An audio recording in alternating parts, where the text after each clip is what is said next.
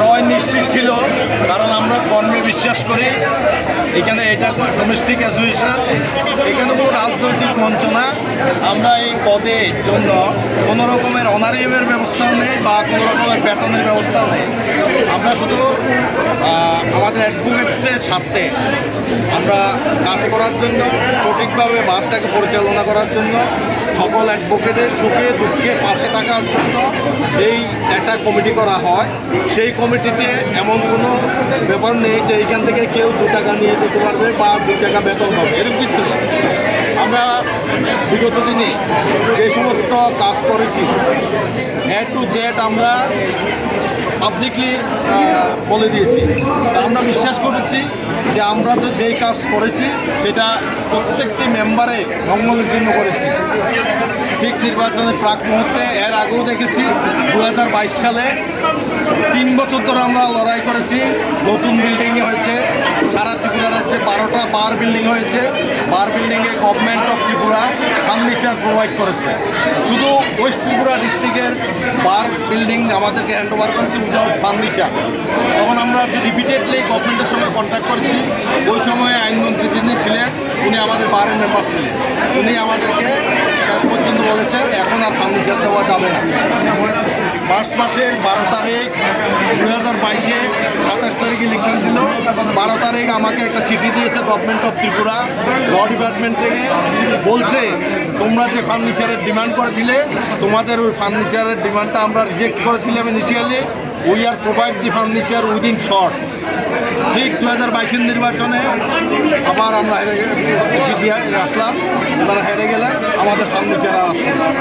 এবার আমাকে কী করতে হয়েছে, আমাদের নিউ কামার 300 মেম্বার নতুন হয়েছে, তাদেরকে বসার অ্যারেঞ্জমেন্ট করতে আমি 200 চেয়ার কিনতে হয়েছে।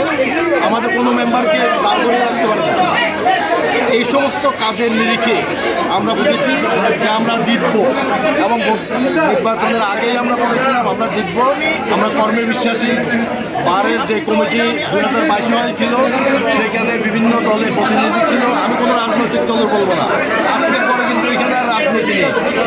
তো ওইখানে যারা প্রতিনিধি ছিল তাদের সঙ্গে আমরা অত্যন্ত সুমধুর সম্পর্ক নিয়ে কাজ করেছি।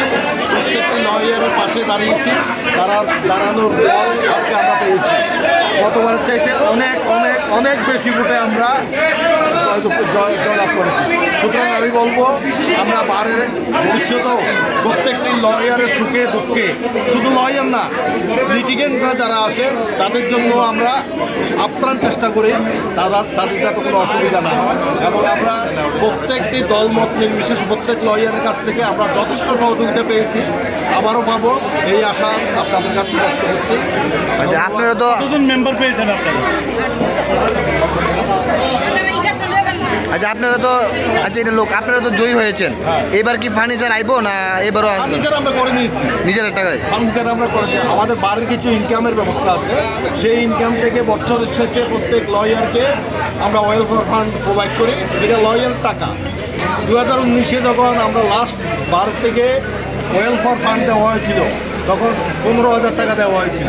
2020-এ আমরা এসেছি, তখন কোভিড পিরিয়ডেও আমরা কোভিডকে ওভারকাম করে আমরা প্রথম বছর দিয়েছিলাম 19,000, সেকেন্ড ইয়ারে দিয়েছি 23,000, লাস্টলি দিয়েছি 27,000, আর এইবার আমরা 35,000 করে দিয়েছি প্রত্যেক লয়ারকে।